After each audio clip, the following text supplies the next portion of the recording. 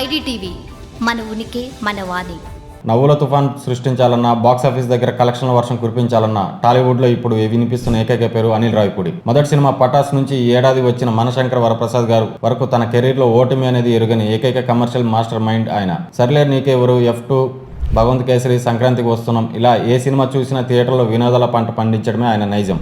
దర్శకధీరుడు రాజమౌళి తర్వాత టాలీవుడ్లో అంతటి అత్యధిక సక్సెస్ రేట్ కలిగి ఉండడం అనిల్ రావిపూడి ప్రత్యేకత. మాస్ పల్స్ పట్టడంలోనూ, కుటుంబ ప్రేక్షకులను థియేటర్లకు రంపించడంలోనూ ఆయనది పెద్ద సిద్ధాస్తుడైన చెయ్యి. వినోదాన్ని నమ్ముకొని ఏమాత్రం గ్రాఫ్ తగ్గకుండా బ్లాక్ బస్టర్లు అందిస్తూ టాలీవుడ్లో ప్రస్తుతం అత్యంత డిమాండ్ ఉన్న దర్శకుడిగా ఆయన అగ్రస్థానంలో కొనసాగుతున్నారు.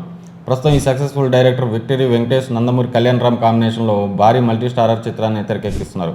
ఈ క్రేజీ ప్రాజెక్ట్లో కీర్తి సురేష్, కృతి శెట్టి హీరోయిన్లుగా నటిస్తుండగా షైన్ స్క్రీన్స్ పతాకంపై సాహు గారపాటి ఎంతో ప్రతిష్టాత్మకంగా నిర్మిస్తున్నారు. సురేష్ ప్రొడక్షన్స్, జీ స్టూడియో సంయుక్తంగా సమర్పిస్తున్న ఈ చిత్రం ప్రస్తుతం శరవేగంగా షూటింగ్ జరుపుకుంటుంది. వచ్చే ఏడాది సంక్రాంతి కానుకగా ఈ చిత్రాన్ని ప్రేక్షకుల ముందు తీసుకురావడానికి సన్నాహాలు చేస్తున్నారు. ఇప్పటికే ఈ సినిమాపై ట్రేడ్ వర్గాల్లో పాటు ప్రేక్షకులను భారీ అంచనాలు నెలకొన్నాయి. ఇది ఇలా ఉంటే రావిపూడితో సినిమాలు చేయడానికి టాలీవుడ్ అగ్రనేత నిర్మాణ సంస్థలు క్యూ కడుతున్నాయి. కేవలం హిట్ అందించడమే కాకుండా అనుకున్న సమయానికి షెడ్యూల్ పూర్తి చేసి బడ్జెట్ అదుపులో ఉంచే అనిల్ పనితీరు నిర్మాతలకు కొండంత నమ్మకాన్ని ఇస్తుంది. పెద్ద చిత్ర నిర్మాత వెంకట సతీష్ కిలారు ఇప్పటికే అనిల్ కు భారీ అడ్వాన్స్ చెల్లించి ఓ ప్రాజెక్టును లాక్ చేసినట్లు తెలుస్తుంది. అలాగే ప్రముఖ KVN ప్రొడక్షన్ బ్యానర్ పై కూడా ఒక సినిమా చేయడానికి ఆయన గ్రీన్ సిగ్నల్ ఇచ్చినట్లు ఫిలిం నగర్లో బలంగా వినిపిస్తుంది.